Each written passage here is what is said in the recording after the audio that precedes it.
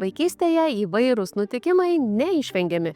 Kartais pakanka apkabinimo, bučinio į sužaidimo vietą ar papūtimo, o kartais būtina skubi pagalba. Šiandien noriu labai trumpai pasidalinti, ką verta žinoti apie pirmąją pagalbą vaikui ar kūdikiui, kad jaustumėtės šiek tiek ramiau, kai nutinka kas netikėto. Jei vaikas susitrenkia galvą, svarbiausia stebėti jo elgesį pirmas kelias valandas.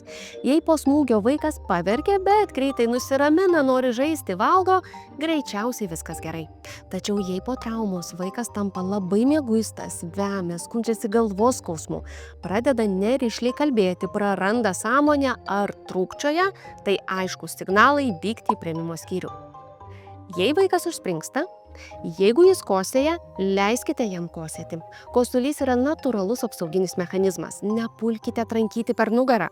Jei negali įkvėpti, negali kalbėti, pradeda mėlynuoti, būtina nedelsiant taikyti Heimlicho manevrą vaikui arba atlikti 5 smūgius tarpmenčių kūdikiui. Ir kuo greičiau kviesti pagalbą. Tokiuose situacijose kiekviena sekundė svarbi. Kodėl nereikia kratyti vaiko už kojų? Krūtinės ląsta pilna oro. Jei patekęs svetimkūnis, jis užkemša kvėpavimo takus ir kratant nepasišalina. Spustelint, svetimkūnis pasišalina. Kai vaikas vemia, visada svarbu įvertinti bendrą savijautą.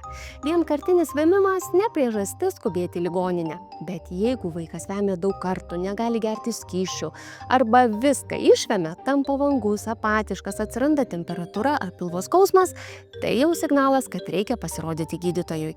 Svarbu po vėmimo iš karto nepulti vaiko girdyti, juo labiau maitinti. Girdyti specialius skysčius ar tirpalus reikia pamažu. Karščiavimas pats savaime nėra pavojingas, tai organizmo atsakas į infekciją. Bet jei vaikas labai vangus, nekontaktuoja, dejuoja, nenori nei gerti, nei bendrauti, kvėpuoja paviršutiniškai, stipriai vemia ir karščiuoja ilgiau negu 3 paras, tai atsiranda bėrimas, kuris neišnyksta spaudžiant odą, tai požymiai, kad reikia skubiai lėkti į priėmimo skyrių. Ir pabaigai, jei matote, kad vaiko elgesys keičiasi, jis ne toks kaip visada, jūsų vidinis jausmas sako, kad kažkas ne taip. Geriau pasitikrinti. Mamos nuojauta labai svarbi. Mes gydytojai dažnai sakome, geriau atvažiuoti be reikalo, nei pavėluoti tada, kai tikrai reikia.